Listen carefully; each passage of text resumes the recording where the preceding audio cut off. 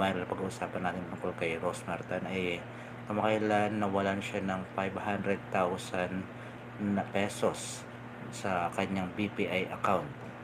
And based sa mga investigation, gumamit daw ng tawag dito, yung tinatawag Flare S7 na cherry mobile na phone, which is napaka-imposibleng si Rose Martin ang kukuha niyan dahil ano yun, ang cellphone niya ay iPhone.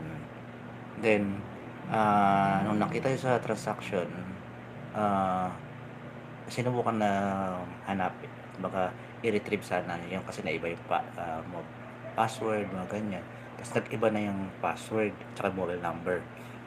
Then sabi nga niyang tinawagan niya yung BPI hotline, eh the only one to